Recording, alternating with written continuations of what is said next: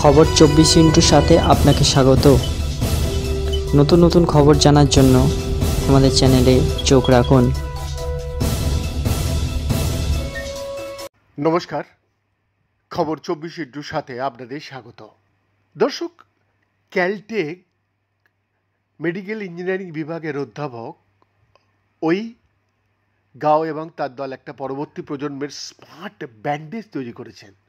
এটি ত্বকের ওপর ল্যাব, যা রোগীদের তাদের যত্নশীল করার জন্যে দীর্ঘস্থায়ী ক্ষত পর্যবেক্ষণ করতে ব্যবহার করা যেতে পারে, সাথে চিকিৎসা প্রদান করতে এবং নিরাময় ত্বরান্বিত করতে সাহায্যও করতে পারে। কাটা, ছেদ, স্ক্র্যাচ বা পোড়া দাগের জন্যে এই স্মার্ট ব্যান্ডেজটি ডিজাইন করা হয়েছে ক্যালটেকের তরফ থেকে, যা ধীরে ধীরে সেই ক্ষতগুলোকে নিরাময় করবে, যেটি ক্ষতের স্বাস্থ্য ট্যাগ করার এবং সক্রিয়ভাবে পুনরুদ্ধারের সহায়তা করার লক্ষ্যেও কিন্তু কাজ করবে।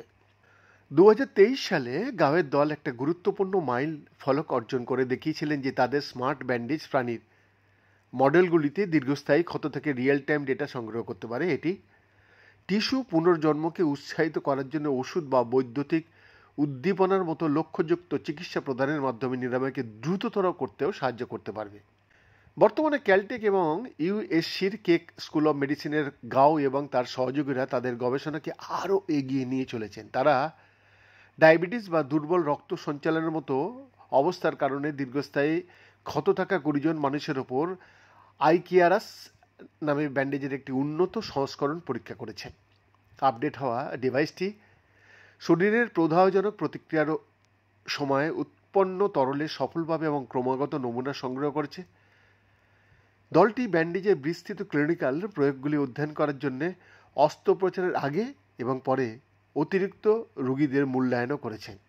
3টি ভিন্ন মাইক্রো ফ্লুইডিক উপাদান দিয়ে সজ্জিত এই স্মার্ট ব্যান্ডেজ ক্ষুদ্রাকৃতির মডিউল, যা তরল পদার্থের প্রবাহকে চ্যানেল করে এবং অন্যথায় নিয়ন্ত্রণ করে, ক্ষত থেকে অতিরিক্ত আর্দ্রতা পরিষ্কার করে এবং উপস্থিত বায়োমার্কার সম্পর্কে রিয়েল টাইম ডেটাও সরবরাহ করতে পারে।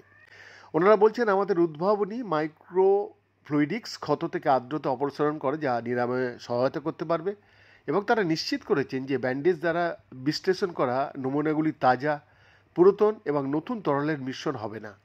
সঠিক পরিমাপ পেতে আমাদের ক্ষতস্থানে কেবলমাত্র নতুন তরল নমুনা নিতে হবে।